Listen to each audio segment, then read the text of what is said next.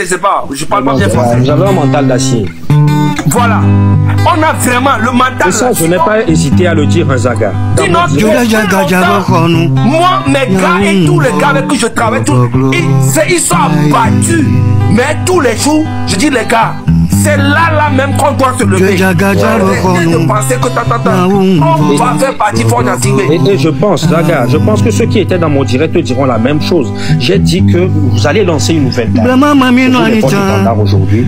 Et que tous ceux qui font ce combat, je nous ai cités tous. Sacré 10 euros, nous aurons une communication pareille. Et j'ai réitéré, j'ai dit, si une personne dans notre mouvement ne rejoint pas cela, qu'il appelle à ce qu'on ne manifeste pas, qui fait ce qu'il a toujours fait, laissons-le, mais nous concentrons-nous sur ce que nous sommes en train de faire. Parce que ce qui vient de se passer au Madagascar, comme je viens de le dire, l'effet de contagion sociale, c'est comme si vous deux, vous êtes en train de rechercher quelque chose. Et une personne là, avant vous, ça doit vous motiver. C'est comme si la chaleur, le feu, en fait, ce que les Malgaches nous ont montré, ce que les Malgaches nous ont montré, ce que la Gen Z malgache nous a montré, les étoiles ne peuvent pas être plus alliées que cela. Maintenant, Joël, tu me dis quelque chose. Tu me dis que la séquence c'est pas pareil comme ceux du Madagascar, qu'ils ont toujours le même principe. Ils s'entourent. Leur cadre présidentiel aujourd'hui, c'est constitué que des étrangers, des Israéliens, des Iraniens, des Russes, des groupes paramilitaires. C'est pour cela que vous allez voir au Madagascar, la lutte commençait par s'estomper. Avant que une fraction de l'armée ne sorte et ne parle ce jour-là, il y avait qu'une vingtaine de Malgaches dans les rues de Nantes. Mais quand un petit compartiment de l'armée sorti a dit à leurs confrères, on a prêté serment pour protéger le peuple malgache par un président. Aujourd'hui, nous devons être aux côtés de notre peuple. À 10 h, déjà à 10 h, on a compris les rues d'Antananarivo. Maintenant, pourquoi ceux-là n'avaient pas fait aucun cas? C'est parce que dans tous les dictatures en Afrique, les gens de la garde présidentielle, c'est eux qui disposent les artilleries les plus lourdes. Les armes les plus importantes, c'est eux qui le disposent. Si vous vous levez pour leur faire un coup d'état, l'armée régalienne ne l'a pas, vous ne pouvez pas tenir. C'est pour ça que vous allez voir les Malgaches n'ont pas pris. Les soldats malgaches n'ont pas pris en premier ni la chaîne de télévision malgache, ni la radio malgache, mais ils ont fait une vidéo pour appeler le peuple. Et le peuple s'est associé à eux. Et ils ont fait cela. Donc c'est pour ça que je vous dis que pour le Madagascar, c'est le même principe que le Togo. Nous devons lancer nous tous notre communication. Nous devons avoir tous une même ligne communicationnelle. Nous motiver notre armée, leur faire comprendre qu'ils doivent prendre exemple sur l'armée malgache, de faire juste une seule vidéo, de le partager, et que la jeunesse sortira. Et quand ce petit compartiment de l'armée a parlé, de 10 h, ils ont fait leur vidéo à 10 h. À 10 h 30, le pays était déjà plein. Direction la place de la démocratie. 10 h, déjà à 10 h 45, le président fut recruté. Il s'est logé à l'ambassade.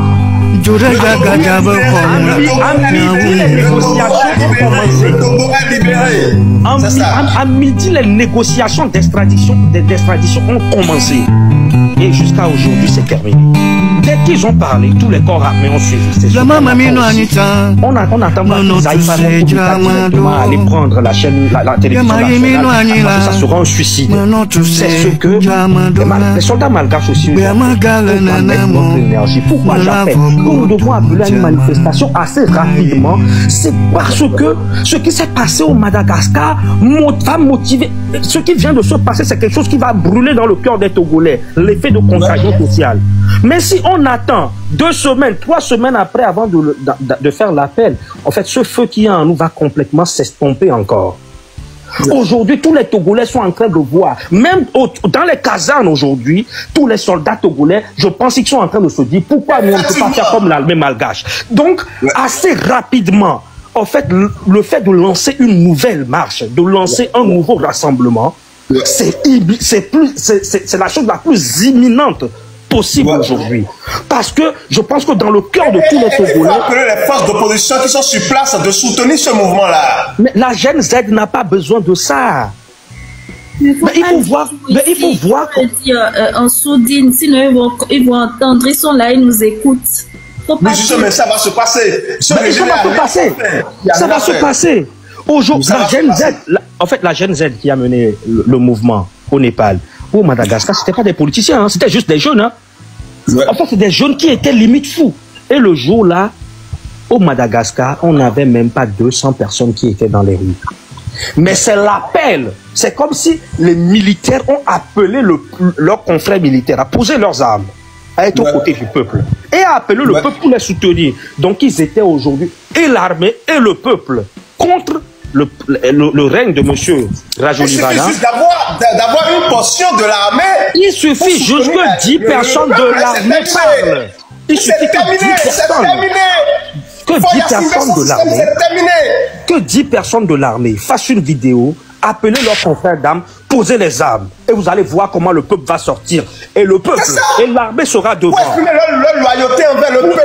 Leur loyauté envers le peuple togolais. Et le Togo sera lié. Et ce jour-là, je vous assure que la garde républicaine ne peut pas. Et c'est pour ça que, au fait, aujourd'hui, ce sentiment, ce sursaut d'orgueil qu'on a, la manière dont on arrive à s'inspirer aujourd'hui de la jeunesse malgache, ce feu qui brûle dans tous les Togolais, il ne faut pas qu'on laisse le temps pour que ce feu s'éteigne encore. Il faut appeler assez rapidement, et c'est très urgent, c'est plus qu'imminent, appeler assez rapidement à une nouvelle manifestation. Et à partir de ce moment, 80% de la direction communicationnelle ira à interpeller notre armée. On appellera peut-être l'opération Népal-Madagascar. On fera tous nos vidéos et faire comprendre tout haut que l'armée comprenne à 100% qu'on attend d'eux qu'ils soient dignes, qu'ils soient des hommes braves, qu'ils soient des soldats républicains comme des soldats de l'armée malgache. Donc c'est très urgent. On peut même appeler cette marche le samedi et dès demain. Mon frère, je peux même me mettre en arrêt maladie, enchaîner des lives jusqu'à samedi. En fait, le fait de lancer de nouvelles manifestations, je te dis, monsieur Joël, je ne sais pas si tu comprends le Minomba Bito Dessia, Jozo Morunane. En fait, c'est actuel. On ne doit plus laisser cette fête. On ne doit plus laisser cette ferveur s'estomper. Ce qui vient de se passer au Madagascar, on ne doit même pas laisser 2 semaines passer. Sinon, les gens vont se refroidir. Même là, en fait, même aujourd'hui, l'armée se dit, mais pourquoi nous les gens, vous vous imaginez que ça fait 4 mois que nous sommes dans ce combat. 4 mois. Les gens qui se sont inspirés de nous, les Népalais qui se sont inspirés de nous ont déjà eu gain de cause. Les Malgaches qui se sont inspirés de nous ont déjà eu gain de cause. Les Camerounais viennent même de se libérer. Et nous, les Togolais, continuent de végéter. Mais comment cela se passe, peuple togolais? Comment cela se passe, armée togolaise? Soit aujourd'hui l'armée digne. D'autres personnes vont prendre parole.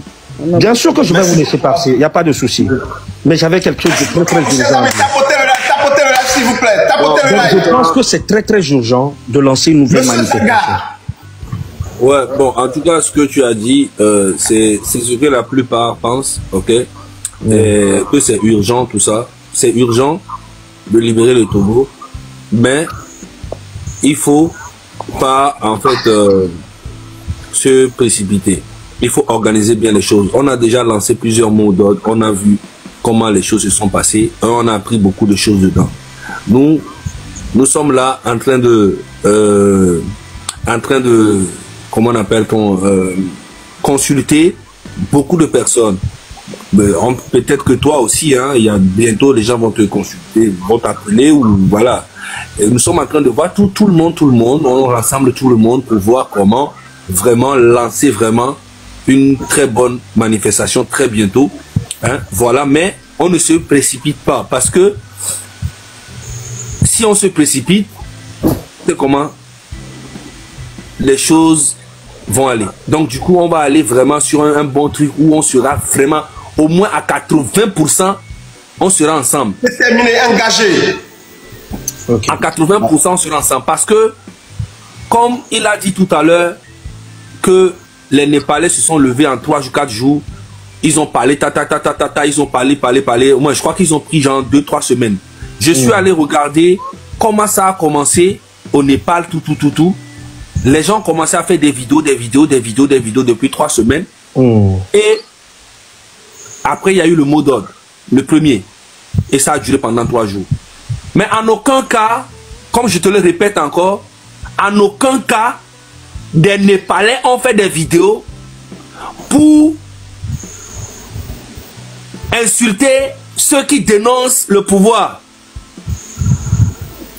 Il n'y a personne qui a fait, les gens se sont levés, oh, Améawa, et les gens là, c'est des escrocs, et ça, si on faisait la même chose, s'il y avait un groupe de personnes qui faisaient la même chose là-bas, c'est le même résultat qu'on aura aussi là-bas. Madagascar aussi, c'est la même chose. Pendant 1 mois, 2 semaines, des vidéos. Je suis allé suivre tout, comment ça s'est passé.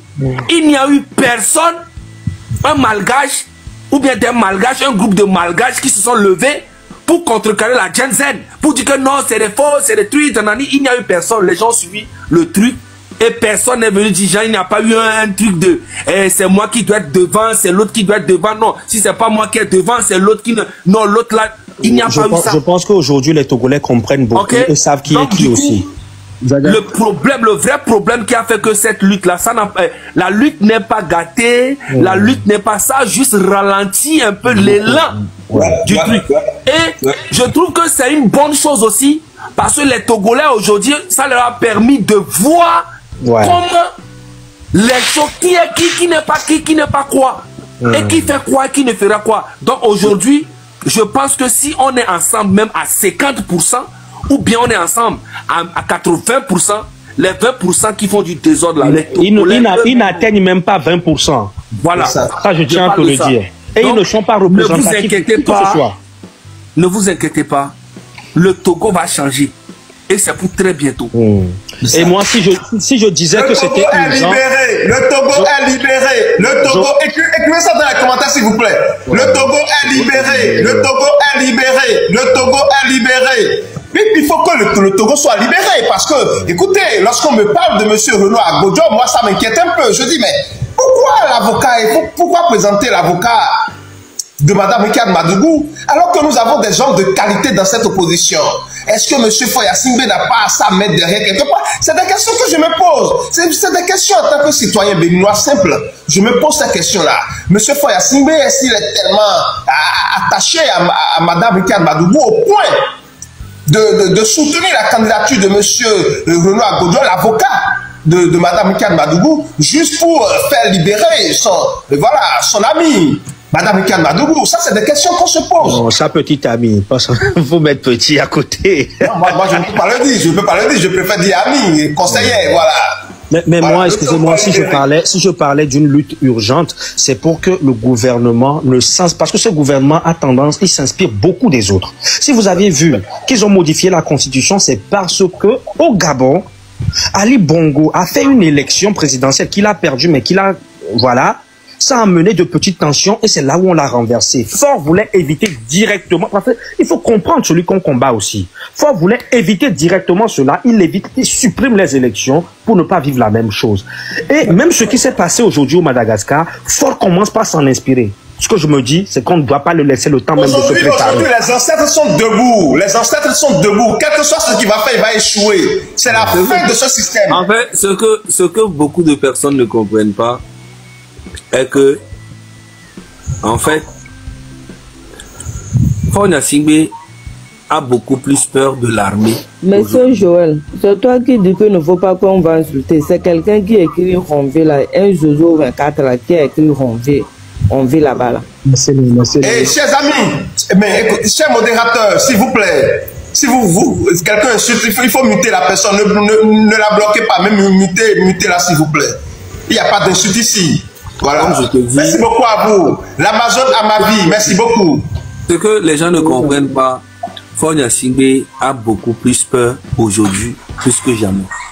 Ouais. Les gens qui viennent dire ouais, la lutte là, vous avez vu, ils sont fatigués. En fait, ils veulent essayer de mettre ça dans la tête des Togolais que vous avez vu la lutte là, ils ont fait ça, n'a rien donné, tout ça. Mais alors que Faure lui-même, il ne dort pas, il sait que c'est faux. Il sait que c'est faux. Même dans l'armée, même, il ne sait pas qui est avec lui, qui n'est pas avec lui. Il est perdu, il est fatigué. Il ne sait pas celui qui est. Il est en train de menacer tout le monde. Il y a même des militaires qui n'ont même pas de munitions dans leurs armes. Il y a des... Pour qu'on te donne des munitions, frérot, c'est que tu vraiment... On t'a amené devant le vaudou et que tu as juré de ne jamais trahir cette famille et que si tu trahis cette famille, tu vas mourir. On va te faire croire des choses psychologiquement, t'atteindre spirituellement. Donc en fait, Faure Singbe, lui-même, il sait que c'est fini. Il n'est pas en tout cas au début de son pouvoir. Il est à la fin de son pouvoir et lui-même, il le sait. Donc les gens qui viennent parler sur les réseaux, ils me font rire. Lui-même, Faure Singbe sait que c'est la fin de son pouvoir. Il sait. Il sait. Il est plus que déboussolé. Donc ne vous inquiétez pas. Les Togolais aujourd'hui, la grande majorité, 99%, sont au courant qu'il y a un grand changement qui arrive au Togo. Et mais pourquoi il est en train de tenter cet acte désespéré en voulant, pourquoi il va-t-il tenter cet acte désespéré en voulant ou bien en essayant d'avoir une main dans la politique béninoise? C'est ça la dictature. Je vais t'expliquer. Joël, si tu as 1 million dans ta poche tout de suite là, oui, et tu quittes, tu es à Cotonou, non? Ouais. Bon, tu quittes Cotonou pour aller peut-être à Komé, ok? Oui. Qui est mon village. Tu quittes Cotonou pour aller à Komé.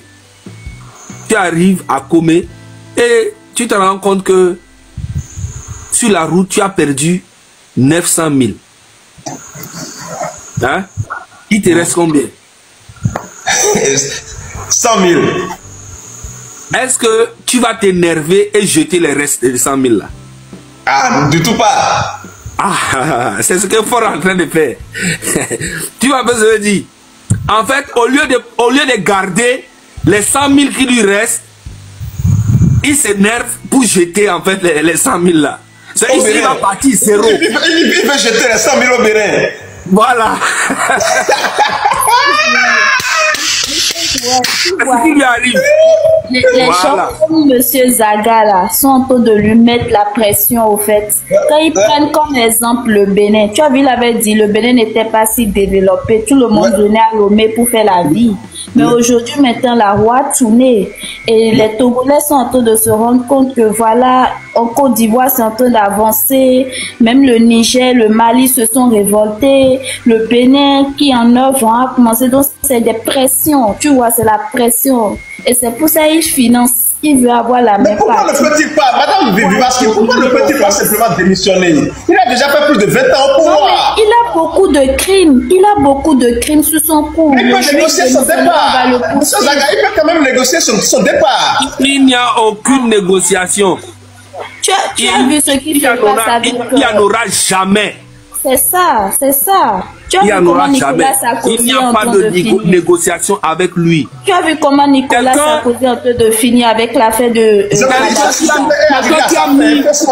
qui a mis son propre frère en prison, ça fait 17 ans. Quelqu'un qui garde les enfants en prison depuis combien d'années? Et tous ces enfants-là, il y a eu au moins 10 morts. Hein? C'est des crimes. Quand je parle de négociation, il démissionne, il met fin à son parti politique RPT Uni qui fait partie du problème. Et voilà, il prépare, il fait l'amnistie. Je dis qu'il, comme tu as dit, il dissout ça son parti politique et il fait il fait tout et il va en prison. Mais qui va déjà payer les dettes qu'il a contractées? Voilà, il va en prison, il reste en prison. Tout ce qu'il a volé. Voilà. Il faut qu'on lui retire tout ce qu'il a volé. Ce ne sera pas facile pour lui. C'est pour ça qu'il faut le capturer. C'est pour ça Faure Singbe, le jour du renversement, on va l'attraper. On va même pas le mettre quelque chose. Il va aller dans la même prison où il met les gens là. C'est la prison civile. Et les messieurs qui ont fait ça la grâce, ils ont fait la même chose à lui-même. Comme ça, il va bien savoir comment ça... Non, après si on l'attrape et qu'il donne l'argent qu'il a volé, on peut le laisser aller en exil quelque part, finir en fait, moi j'avais proposé, le jour qu'on l'arrête, on lui donne la moto, il va faire Zemi Jean à Lomé pendant 3 ans. Non, mais écoutez, ce que vous dites là, c'est quand même, vous ne pouvez pas dire ça sur ce panel. Nous sommes des démocrates. Et dans la démocratie, on respecte la loi. Ah non! La loi prévoit, c'est ça il faut dire.